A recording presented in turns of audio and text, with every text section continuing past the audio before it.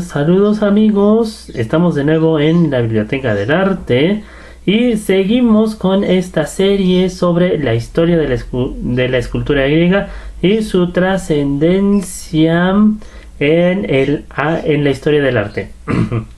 Entonces, en la clase anterior nos quedamos en esta imagen. Hablábamos a grandes rasgos de ella, cómo expresa una manera diferente de configurar la realidad, reduciendo las formas a su mínima expresión. Entonces podemos ver cómo la curvatura de las cejas, la forma de los ojos, de la boca, está limitada por unas cuantas líneas que nos ayudan a entender la expresión de terror del rostro que tenemos enfrente de nosotros. Entonces, este tipo de formas normalmente las relacionamos con la cultura africana, con las culturas primitivas, pero cabe también decirlo que la historia de la escultura griega y por lo tanto la historia del arte europeo también tiene unos inicios muy parecidos.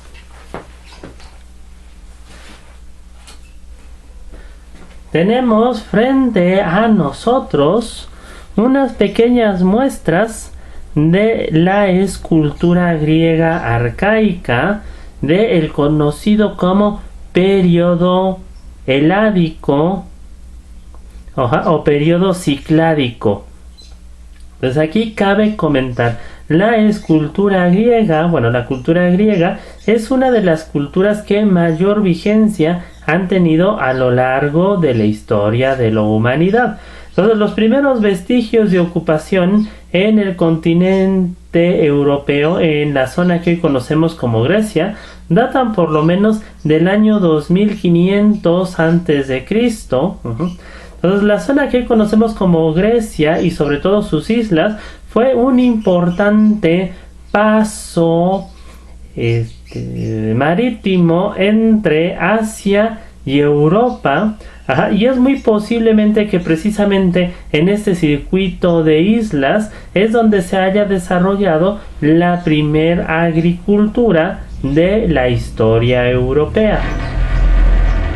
Entonces aquí hay algo importante que tener en cuenta. Primero, el territorio griego es un macizo montañoso que se produjo en el encuentro entre la placa tectónica europea y asiática.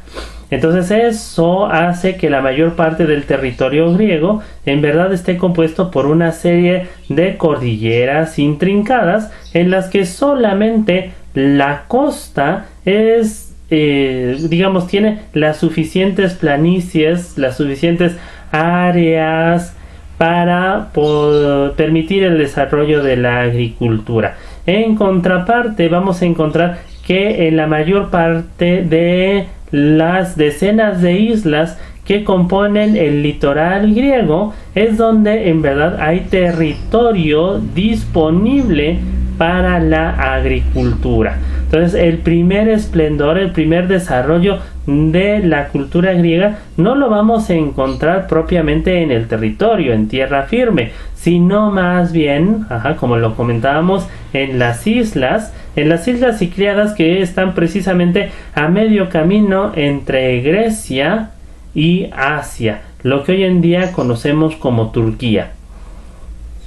Entonces, una de las cualidades del territorio griego, que era lo que comentábamos hace un momento, es que precisamente al originarse del choque de una serie de placas tectónicas, lo que va a producir es también la emergencia a la superficie de una serie de vetas minerales que hicieron al país muy rico en recursos desde sus primeros tiempos. Entonces, en esta región abundan metales como el estaño, la plata, el cobre, pero también importantes recursos líticos como el mármol, un material que conocían los griegos ya desde una antigüedad muy remota y en el que están fabricadas precisamente las esculturas que estamos viendo en esta oportunidad.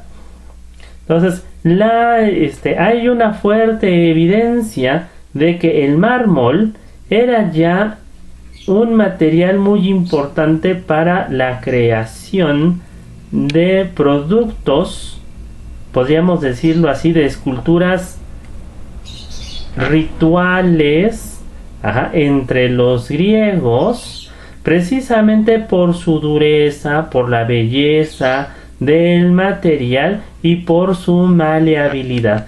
Es decir, la forma tan sencilla en la que puede adquirir diferentes formas. Entonces veamos aquí esta escultura en la parte de arriba. Tenemos a un hombre tocando la cítara. Pues en general lo que podemos apreciar en estas primeras muestras de la escultura griega es precisamente de lo que hablábamos, la búsqueda de la reducción a la mínima expresión de aquellas formas que nos quieren expresar. Entonces veamos lo ingenioso de estos dos rostros.